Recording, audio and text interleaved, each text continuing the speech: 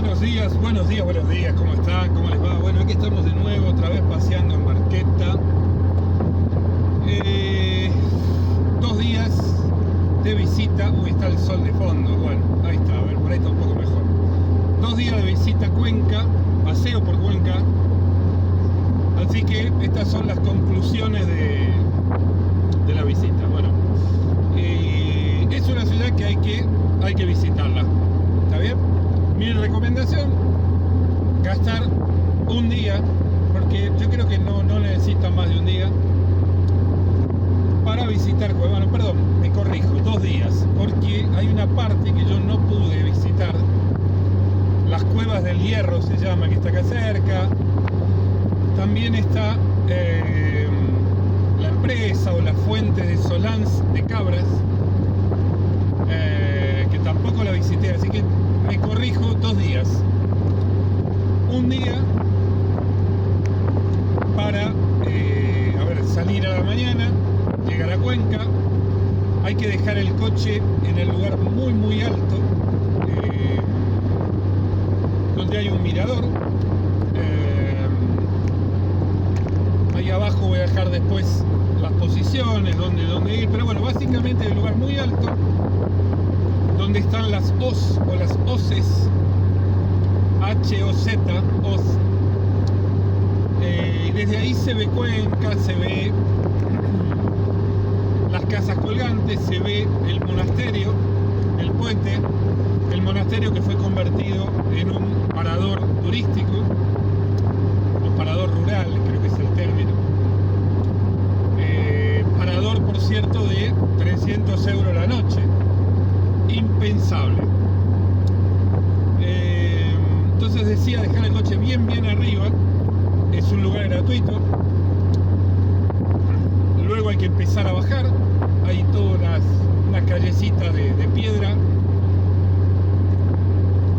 Es como una lengua, ¿cómo llamarlo? Un caminito donde está la calle principal, que es la de coches, que es la que uno usó para subir, y a la derecha y a la izquierda de esa calle principal hay caminas peatonales de ambos lados, y es algo así como una meseta elevada o un camino de montaña, si uno quiere verlo elevado, que va subiendo, de donde empezamos nosotros va bajando, y de ambos lados hay miradores para ver, por un lado, la parte de casas colgantes, puente, ¿cómo se llama? El parador, y del otro lado lo que se ve es el río, de una zona de montaña, la erosión que tuvieron estas sierras, pero bueno, está básicamente el río del otro lado como para ir metiéndose en esos lugares y sacando fotos, videos. Entonces decía, uno empieza muy arriba, a medida que va bajando hay una zona de restaurantes, hay una zona como para comprar algún tipo de bebida, de recuerdos de Cuenca. Yo compré una bebida local, ya me voy a acordar el nombre, algo como jarrecí o colací, una bebida de orujo, café, anís, alguna otra especie más, 17 grados de alcohol, que es una de esas bebidas típicas de Cuenca. Está bien, es media suave, no es muy fuerte, 17 grados, tiene un toque a anís, un toque a café, se puede beber perfectamente. Es media dulzona, no es amarga, no se siente tanto el orujo de fondo, así que les recomiendo que prueben, pero alguna botella pequeña. La verdad es que una botella de 700 centilitros, 3/4, para hacerlo fácil, está más o menos entre los 8 y los 10 euros. No es caro, no es si pensamos que parte de eso es café, café significa agua. Bueno, decía, desde la parte de arriba bajando hay una serie de restaurantes. Hay la catedral más grande.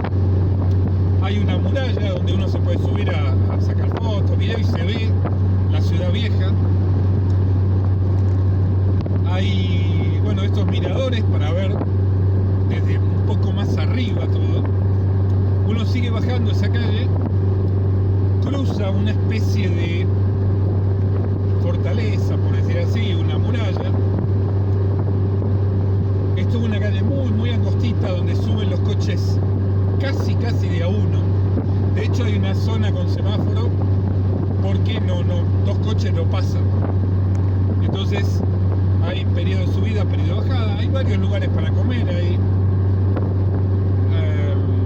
Y luego uno baja hasta que llega, pasando esta zona de esta catedral que decía, a la zona de las casas colgantes. Básicamente hay una, dos, no sé cuántas son una famosa casa colgante, donde en realidad la parte colgante de la casa son los balcones, porque uno se imagina una casa colgante, por ahí hay. Hoy en día la arquitectura ya construye casas colgantes de otra manera. Esto básicamente tiene 2 o 3 pisos, no me acuerdo, de balcones colgantes. La casa está un poco inclinada hacia afuera, yo creo que hay que invertir 10 minutos, pasar por ahí. Justo en esa casa colgante se baja un caminito de piedra perdón, y está el puente de hierro viejo que comunica este parador que les decía con las casas colgantes. Es como que el parador está, por decir así, enfrente de un valle. Otro también, 15 minutos de visita, cruzar ese puente, 200 metros, sacar unas fotos. El puente, cuando hay bastante gente, se mueve un poco. Un puente de hierro viejo medio suspendido. Del otro lado el parador, un lugar, parador de mucho lujo. Como curiosidad, en el parador se puede desayunar. Esos desayunos americanos de buffet libre, bastante bueno parecía, bastante bueno, completo, un lugar por supuesto muy, muy agradable, por unos 20 euros. No me parece extremadamente caro el desayuno. Sí hay que pensar que en lo que es la ciudad de Cuenca hay un montón de restaurantes, un montón de bares, un montón, discúlpenme.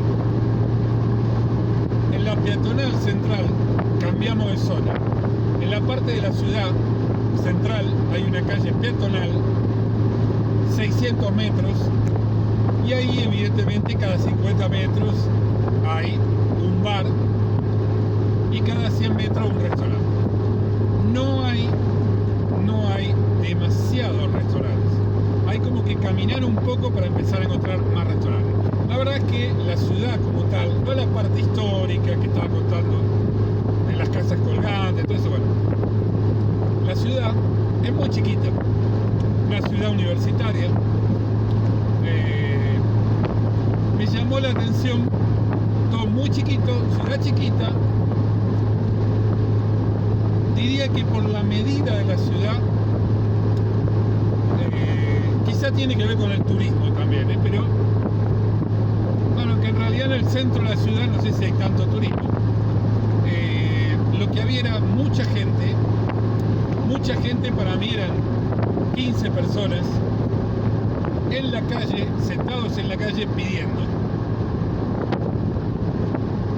Veías que era una persona indigente en la calle con un perro, con una bolsa de dormir, pidiendo unas monedas. Me llamó la atención ver demasiado para lo que estoy acostumbrado yo. Por ser una ciudad tan pequeña, no sé cuántos habitantes tiene el centro de Cuenca, Pero bueno, en muchos lugares, en las puertas de las iglesias, me llamó la atención ver 1 o 2 personas cada 100 metros, en la puerta de las iglesias, en la entrada, salida de los estacionamientos. Por ahí estoy desacostumbrado, pero no lo... Hacía tiempo que no lo veía. Decía, bueno, luego de esa zona llegan las casas colgantes, el puente, el parador, quizá desayuno en el parador, volver, el desayuno es importante, volver, luego aquí habría que volver a recoger el coche, bajar a la ciudad, al centro de la ciudad chiquita, diría que hay como una avenida o 2 medidas cruzadas y después un montón de callecitas, todas curva contra curva, subida, bajada, típica pueblo antiguo.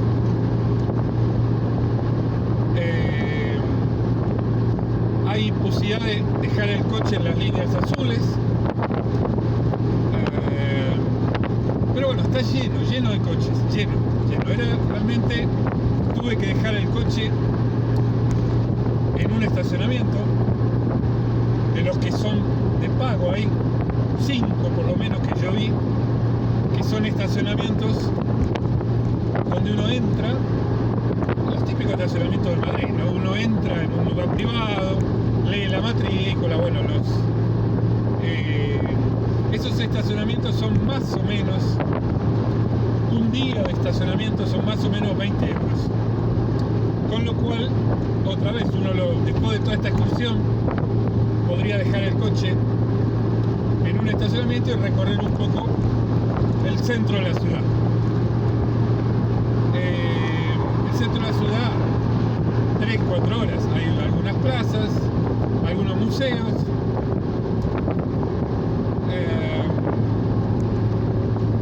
También otra cosa, para los que vivimos en Madrid, la zona de Madrid, de pueblos alrededores, muchos de los bares, no voy a decir todo, pero la gran mayoría están especializados en cosas dulces, pastelitos, torta, tarta, bueno, por supuesto café, ¿no? Cerveza, eso tienen, pero muchos se dedican a pastelería. Y hay algunos, no todos, algunos que tienen algo para comer. Algo para comer me refiero a un croissant, una media luna, jamón y queso. Y después hay una zona, a un costado, en una de esas callecitas cerca del peatonal,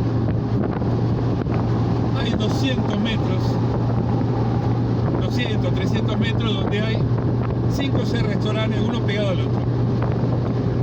Restaurantes,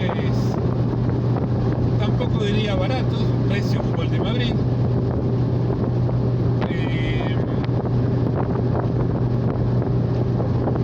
No me pareció, a ver, por ejemplo, había zarajo, chorizo, morcilla, carne.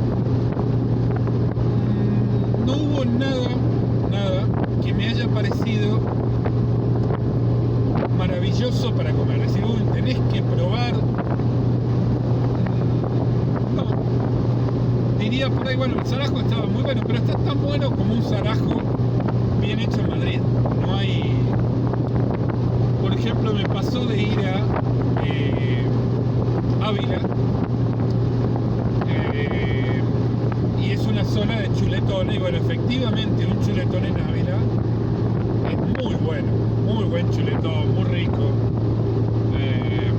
bien hecho, carbón. Bueno, aquí en Cuenca la carne también, por supuesto, la hacían al carbón en varios lugares, pero bueno, no me pareció una carne maravillosa, no me pareció el zarajo maravilloso, no encontré nada con un diferencial muy bueno para decir, bueno, mira, vale la pena que pruebes esto. No, hay que comer, bueno, donde te guste más. Pero bueno, nada en especial. Luego, en la ciudad, en el centro de la ciudad, decía esta peatonal, todas las tiendas, al lado otra callecita con algunos restaurantes, 5 o 6 parkings alrededor. Caminando uno puede llegar a la zona del río, cruzar la zona del río. Hay algunos lugares por ahí bonitos para ver. Quizás hasta es algo para hacer en un día. Todo esto que estoy contando, llegar a la mañana, 10, 11 de la mañana, empezar de arriba hacia abajo, después la ciudad, salir de vuelta o recorrer un poco, pero también no hay demasiadas cosas para ver, es todo muy chiquito. ¿Qué es lo que sí no pude hacer y probablemente vuelva otro día? Saliendo en las afueras de Cuenca, hay unos miradores, hay varias carreteras justamente que van, por decir así, en los valles, entre las hoces, y son carreteras curva contra curva, bosque, húmedas, porque está el río al lado, zona de mucha humedad. Parece ser una zona de nieve también en invierno. Y esa es una zona muy bonita para ir, porque en esas carreteras uno llega a unos miradores donde se ven unos valles muy bonitos. Y luego decía la Cueva del Hierro, la fuente Solás de Cabra, donde hay unas ruinas muy antiguas de celtíberos. Hay unas zonas de construcciones romanas para ver. Quizá eso sí, hacer una excursión por esos lugares. Hay una zona con un dique, o 2 o 3 diques muy chiquitos, que se hacen como unas lagunas. Y eso sí podría ser, y no lo vi, me queda pendiente, eso sí podrían ser lugares que valga la pena volver y hacer alguna excursión ahí.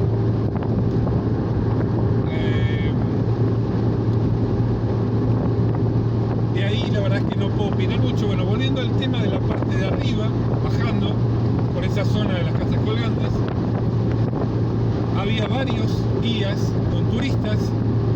En este momento había muchos abuelos, había estudiantes, grupos de estudiantes, y a veces es bueno ir en uno de estas guías. Eran tours de media hora, 40 minutos, relativamente baratos, por unos 6 euros, 10 euros.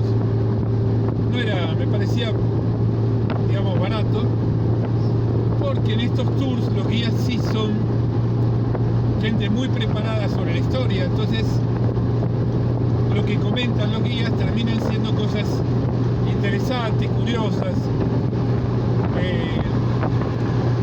ese tipo de cosas que vale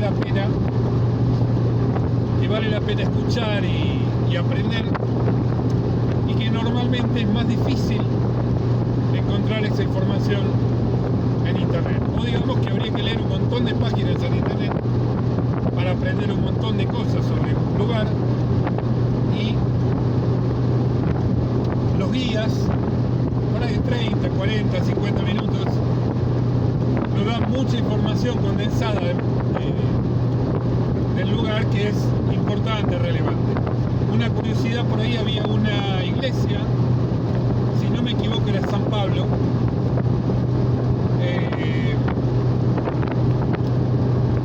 una iglesia construida por los templarios. Aquí también hay mucha historia de templarios. Hay historia con un pueblo que en algún momento fue árabe, luego fue reconquistado por cristianos, por los movimientos cristianos de la época, y donde, ejemplo, una de las mezquitas más grandes que había ahí, es como que se las destruía y encima se construyó una iglesia.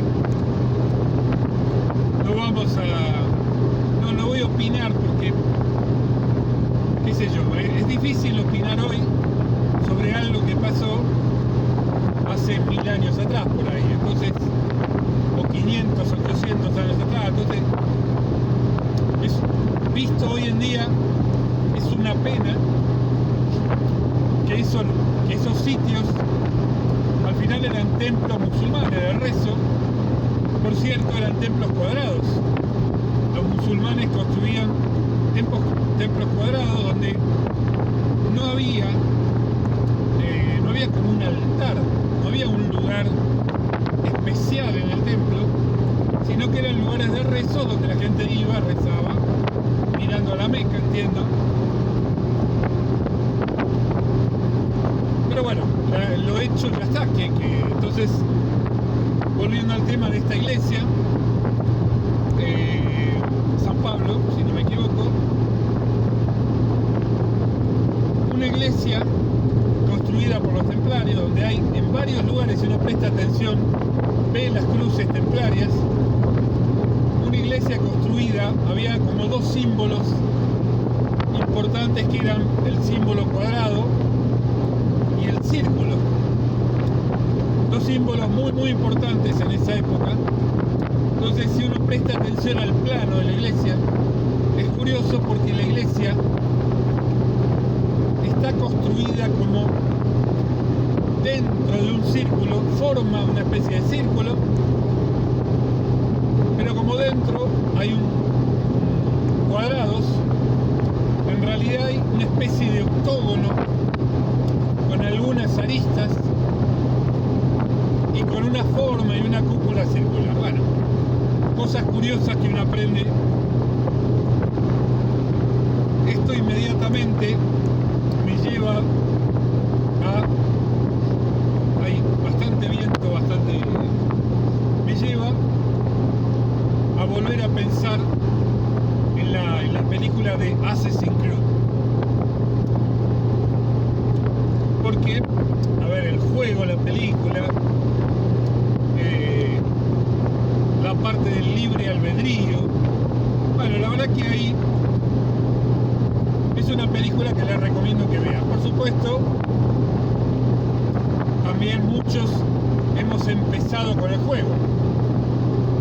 Hemos empezado a ver o a jugar con Assassin's Creed y luego vimos la película.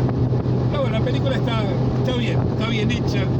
Yo creo que es coherente lo que muestra la película y bueno, y ahí está parte de esos temas templarios, cultura Illuminatis, musulmanes.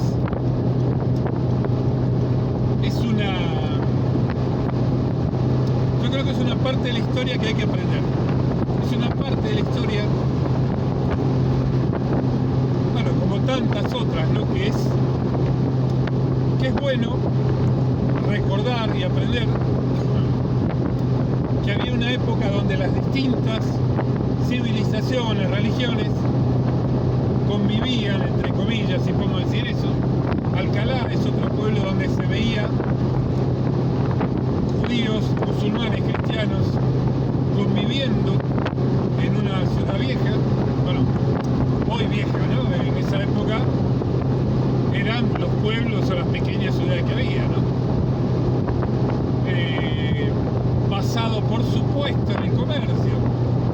Uno habla muchas veces de la ruta de la seda, pero la realidad es que había toda otra ruta comercial entre Roma y un montón de lugares de Europa hasta Inglaterra y por supuesto España, Portugal. Entonces había otra serie de rutas, otra serie de pueblos construidos, de vías romanas construidas para comercio. Y no puedo dejar de comentar esas situaciones donde ciertos países, vamos a poner un país cualquiera, por ejemplo Argentina, hace todo lo posible por joder el libre comercio, todo lo posible. Hace todo lo posible para que no se importen productos, que no se exporten, que importar o exportar sea un parto. Todo el tema cambiario, todo decir, miren señores, dejen a las empresas exportar, importar, es un bien para todos, para la gente de mucho dinero, de poco dinero, para la clase media. Es bueno para las empresas nacionales que pueden exportar, para empresas que importan. Si uno mira la Unión Europea, donde en la Unión Europea existe la libre circulación, con unas ciertas medidas de control de cada país europeo, hay una posibilidad de comercio muy grande entre Europa, gracias a esa normativa de libre comercio y de libre transporte y movimiento. Cuando uno dice libre, bueno, la libertad no es binario, sino la libertad es más libre, menos libre, pero bueno, uno puede desplazarse libremente, uno puede cruzar a Francia, comprar algo, volver, ir a Alemania, Portugal, con lo cual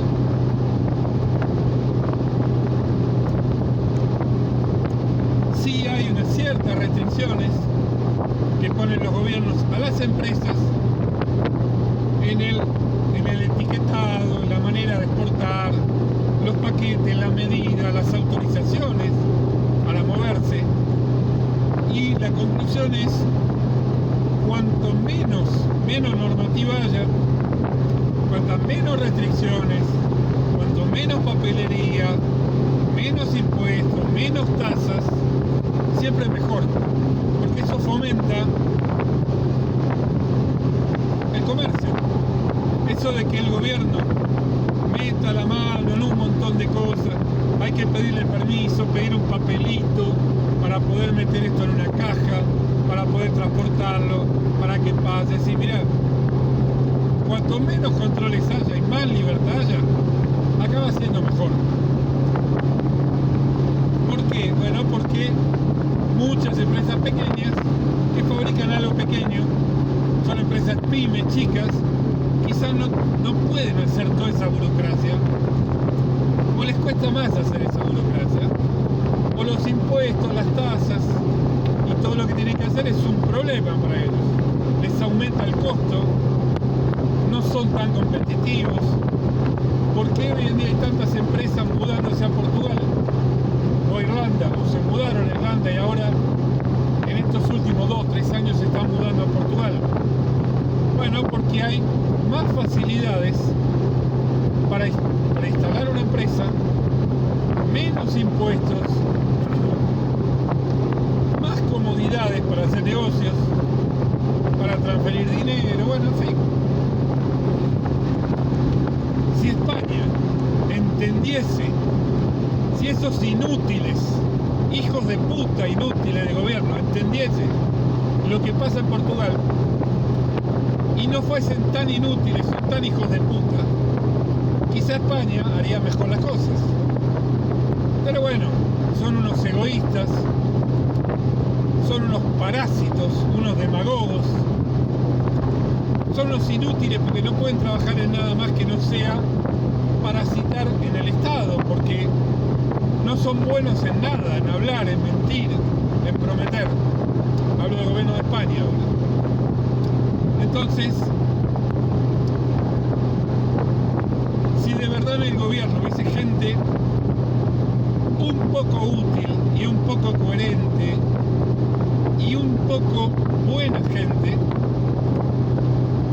achican el gobierno, bajan los impuestos, señores, mejoremos la importación, la exportación, fomentemos que las empresas vengan, fomentemos una reforma laboral más simple, donde contratar a una persona no sea tener un hijo, que después no se lo puede pedir, tiene un costo laboral altísimo. Para que sepan, los que no lo conocen esto, en España, cuando un trabajador cobra 1.000 euros, vamos a suponer que todos los meses, 12 meses, cobra 1.000, hay 700 euros más,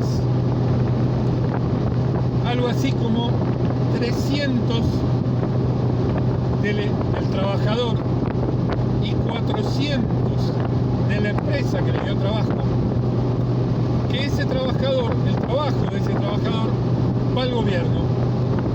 Entonces, en una hipótesis teórica, si yo quito el gobierno del medio, lo quito. Vamos a suponer que lo hago desaparecer.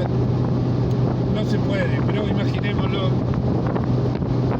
El trabajador cobraría 1.300, 1.400 euros, es decir, cobraría un 30, 40% más, y a la empresa le costaría 300, 400 euros menos.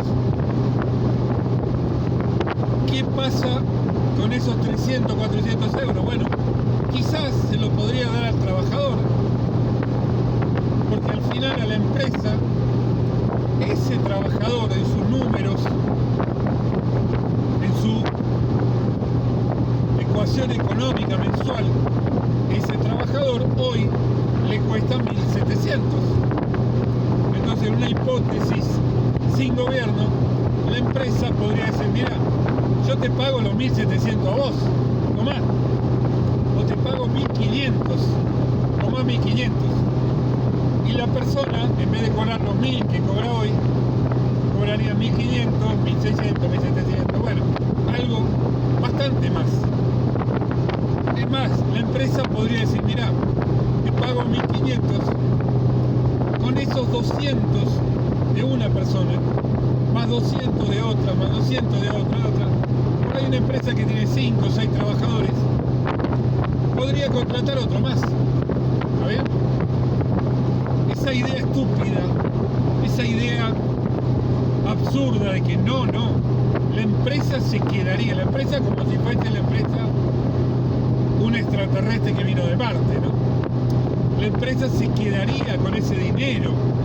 Qué mala que es la empresa. No, la empresa, si pudiese contratar 1, 2, 3, 5 trabajadores más para producir más, exportar más, por supuesto que lo haría. ¿Está bien? Porque la empresa lo que busca es el beneficio económico.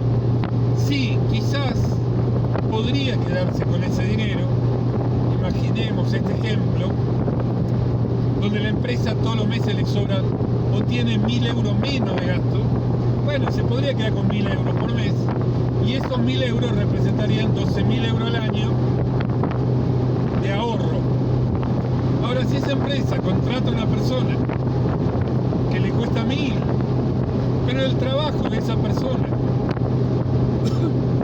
le repercute al año 15.000, 20.000 euros de ganancia a la empresa no es tonta, obviamente va a contratar a otra persona. Bien, si por ejemplo contrata a alguien que habla alemán o que habla, no sé, japonés, chino, coreano, que habla ruso, quizá la empresa podría tratar de vender esos productos en otro país y ganar mucho más que los 10.000 euros al año que estaba, entre comillas, ahorrándose. Lo reinvierte, hace nuevo negocio, gana más dinero, y por ahí mete más gente a producir. Al final, lo que cuenta es el crecimiento económico de la empresa, de las personas que trabajan en una empresa. Quizás empiezan a aparecer autónomos independientes, traductores, informáticos, que empiezan a darle servicio a esa empresa. La empresa quizás no le conviene tener contratado un ruso los 12 meses del año. Quizás sí, quizás no. Pero si no le conviene, quizás sí le conviene contratar a un ruso por 20, 30, 40, 50, 100 horas al mes. No las 160 horas como empleado, pero quizá la mitad. Quizá con contratarlo 40, 80 horas al mes al ruso. Al ruso como a cualquier otra persona, ¿no? A un brasilero, a, no sé, a un japonés, a un coreano, un chino,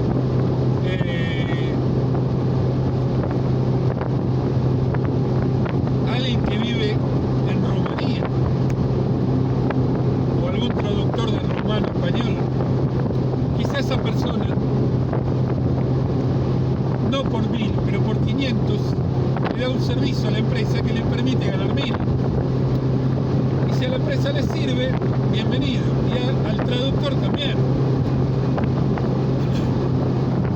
Y si esa empresa, imaginémonos, y estoy hablando de casos reales que conozco, esa empresa descubre que puede organizar excursiones a su empresa, por ejemplo una bodega.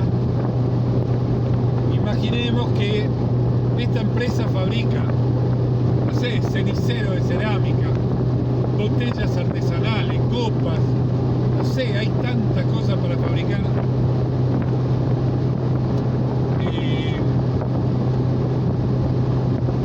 Si esa empresa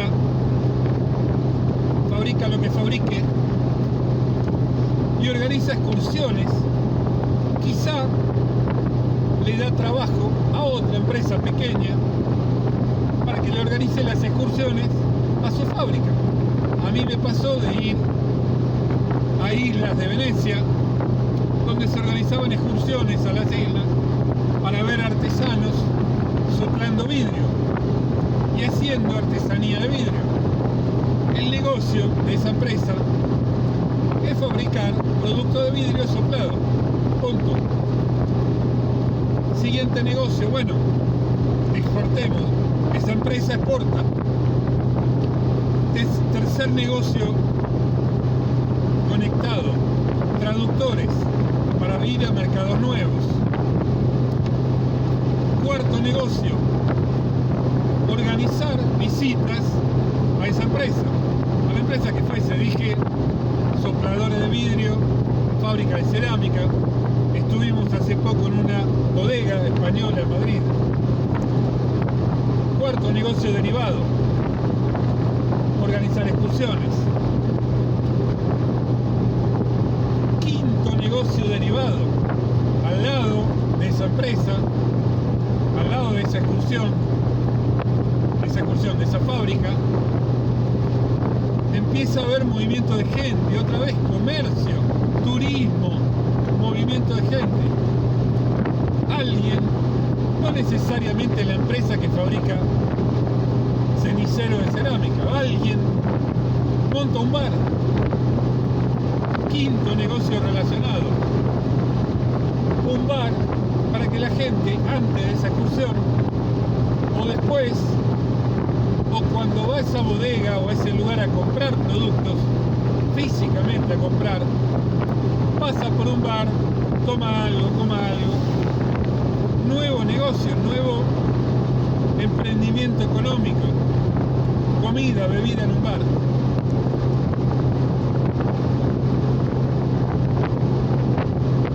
Y así, bueno, sexto, hay uno más todavía. Al lado de ese lugar, se colocan, como pasa acá en Cuenca, en muchísimos pueblos, muchísimos. En Toledo se nota mucho, Segovia, mucho. Se coloca una tienda chiquitita, 2 metros por 5, de venta de souvenirs del lugar. Recuerdo de, pongan acá el nombre de la empresa, el nombre del pueblo, el nombre de lo que quieran, de la comunidad, del país. Empiezan a aparecer otro comercio, el sexto emprendimiento derivado, gente vendiendo artesanía, souvenirs. Pueden hasta vender bufanda del Barça, bufanda del Atlético de Madrid, del Real Madrid. Es decir,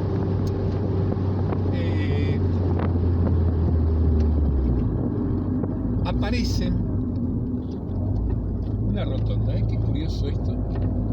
Uno viene por una autopista y de repente entra en una rotonda de un carril para subir a otra autovía. Bueno, curiosidad, en fin. Decía, estamos hablando de 6 emprendimientos, 6 negocios relacionados con algo, con una fábrica de algo, de cualquier cosa. Una fábrica, la que yo hablo, de la isla de Murano y Burano, son 2 islas que están ahí, al al lado de la isla de Venecia. Fábricas que uno se da cuenta que en esa fábrica había 4 o 5 trabajadores. No eran fábricas enormes de 50 trabajadores, 500, no, eran fábricas pequeñitas, pequeñas fábricas, y había varias fábricas.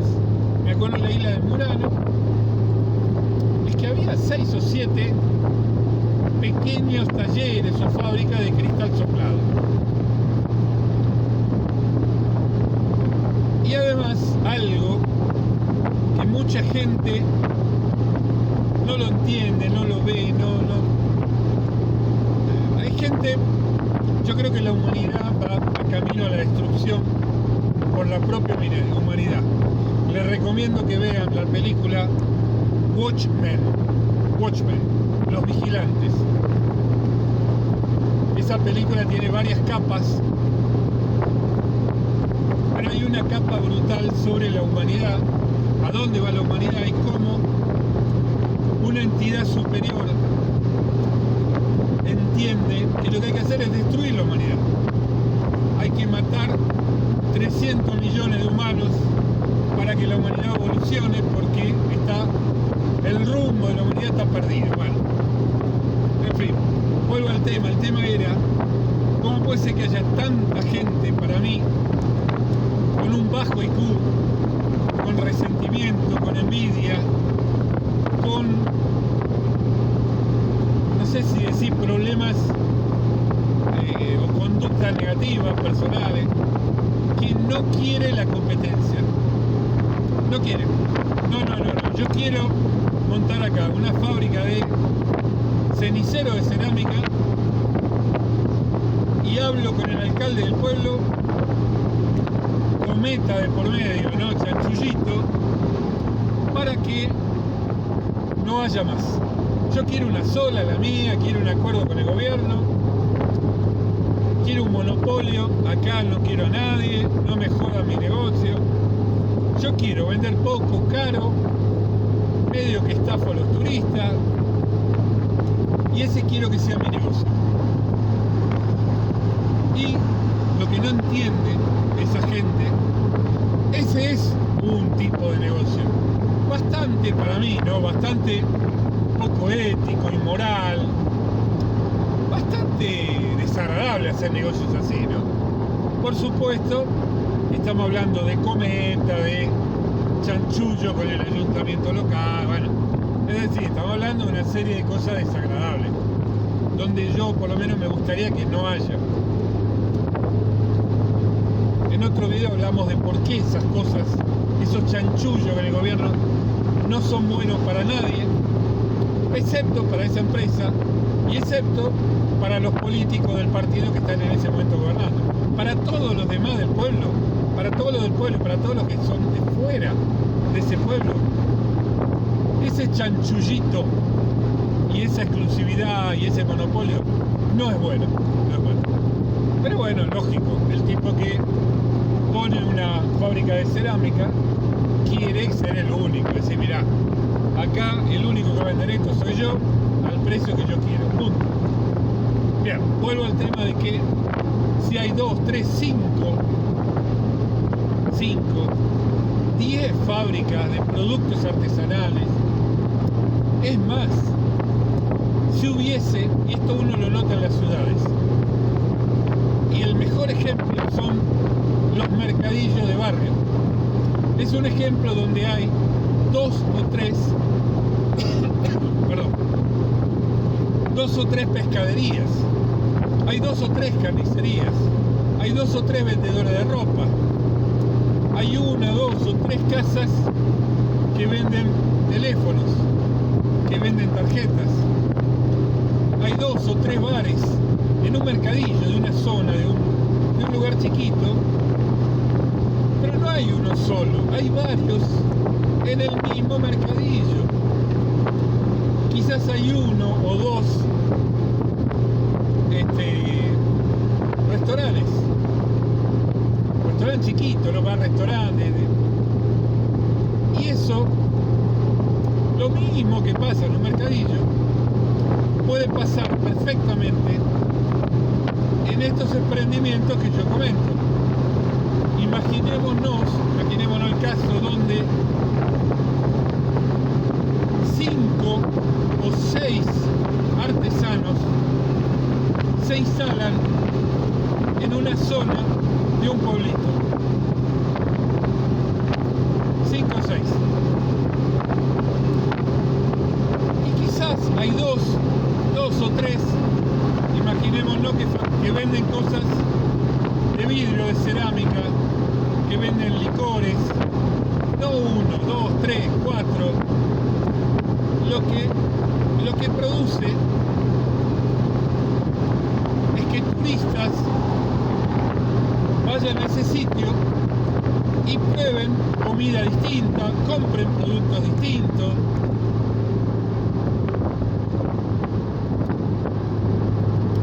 Es decir, lo que fomenta varios comercios en el mismo lugar es que vaya más gente y haya más ruido comercial.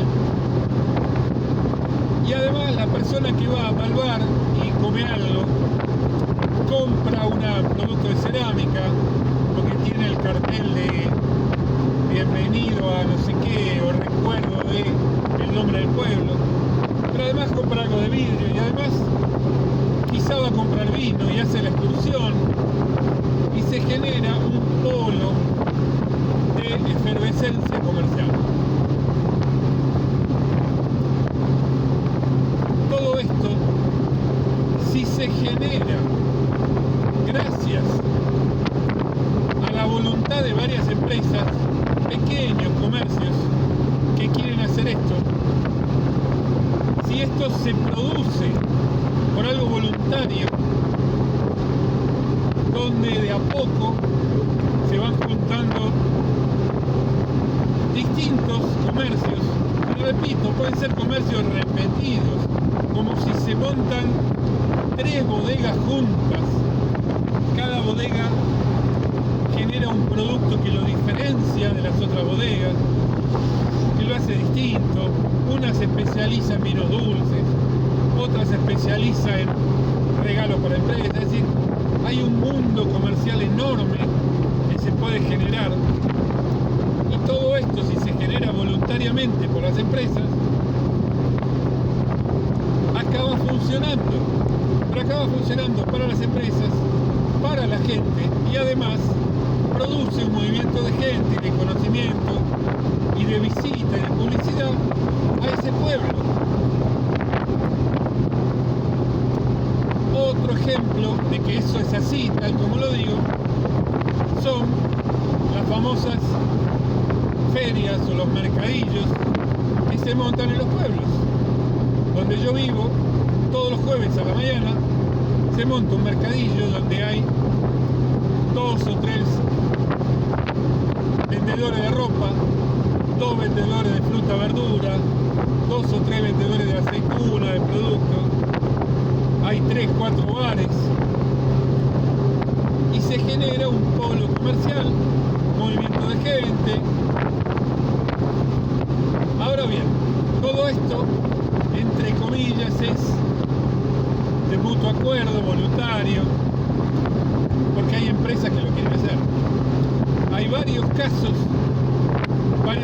de fracasos donde un ayuntamiento o un pueblo o una ciudad dice: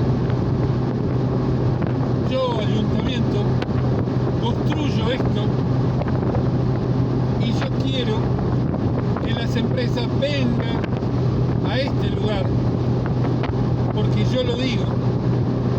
Y además ese ayuntamiento, nuevamente con esa mano manipuladora del ayuntamiento, empieza a hacer acuerdos, pero con ciertas empresas, con las que ellos quieren, con las que pueden, llamemos un verbo, chanchurrear un rato, con las que puede o tiene algún tipo de acuerdo familiar, las que al alcalde le parece, al alcalde o al que fuese, ¿no? O al presidente de la comunidad autónoma de ese lugar o de la provincia, le parece que podría funcionar bien.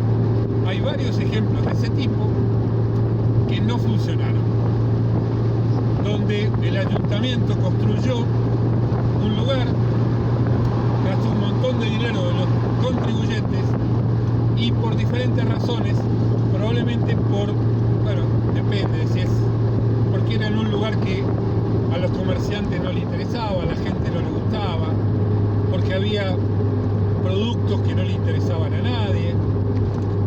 Esto muchas veces ocurre que el ayuntamiento, por ejemplo, fomenta el reciclaje de botella de plástico y quiere, Agenda 2030 acá entre paréntesis, quiere que una empresa haga mierda con la mierda, ¿no? Haga ceniceros con el reciclaje de alguna mierda que en realidad tenía que ir a reciclado, pero que bueno, a una empresa, al gobierno, a alguien le conviene. Mirá, a ver, tenemos un montón de plástico, un montón de papel, un montón de mierda, ¿qué podemos hacer con eso? Mirá, ¿por qué no montás una empresita de ceniceros de papel prensado? Uy, qué buena idea.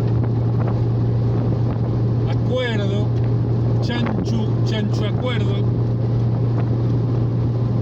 gobierno, políticos con sus amiguitos, familiares, su vecino, con alguna empresa que chancho acuerda hacer algo y en un determinado lugar ponen esa empresita de cenicero de papel reciclado y nadie piensa que es un producto de mierda, porque en realidad se pone eso no porque es un producto que la gente demande, se coloca eso porque había un acuerdo, un chancho acuerdo, ayuntamiento empresa, ayuntamiento amiguito. Y muchas veces, y lo digo después de haber visto varios de estos casos, varios lugares construidos que nunca funcionaron porque el ayuntamiento no lograba convencer a la gente de que se ponga una tienda allí, porque no lograba atraer público, por lo que fuese. Hay muchas razones, siempre dicen que hay muchas razones por las que se produce el fracaso, pero hay solo una serie de aciertos que llegan al éxito. Hay muchas formas de fracasar, pero hay un camino que fue encontrando para llegar al acierto, muchos aciertos para llegar a un éxito. Bueno, yo no sabría por qué, pero bueno, hay muchos casos y se ve también cuando un ayuntamiento hace una fiesta y trata de hacer esas estupideces que solamente en la mente de un inútil como ellos, como estos gobernantes, se les puede ocurrir, que es un taller de reciclado de mierdas, donde ellos creen que la gente va a ir a ese lugar, o los niños van a ir a ese lugar, a hacer mierda con mierda. Ven, recortar botella de plástico para hacer una mierda decorativa con botellas que eran para reciclado. Y al ayuntamiento le parece una idea brillante porque fomentan el reciclado y fomentan conceptos idiotas, estúpidos. Mientras que por ahí un tipo que tiene un taller de, no sé de qué, de muñecos de madera, no lo dejan ir porque no es ecológico. Vos estás usando la madera que viene de los árboles para eso. Entonces no queremos que haya un taller de maderas porque está fomentando acá poner la estupidez progre, Agenda 2030 que quieran, la desigualdad, porque trabajar con martillos es un arte masculino, y acá agregan una infinidad de estupideces que dicen, y que yo lo he escuchado. Lo peor es que yo lo he visto eso, y a mí se me caía a mí la cara de vergüenza ajena diciendo, ustedes son unos idiotas, ¿cómo es que están a cargo de un gobierno de una ciudad?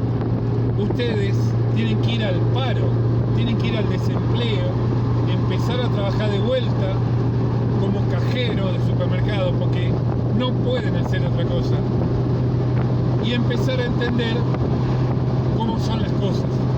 Esa estupidez de que yo quiero algo estando en el gobierno, yo quiero que la gente ande en bici.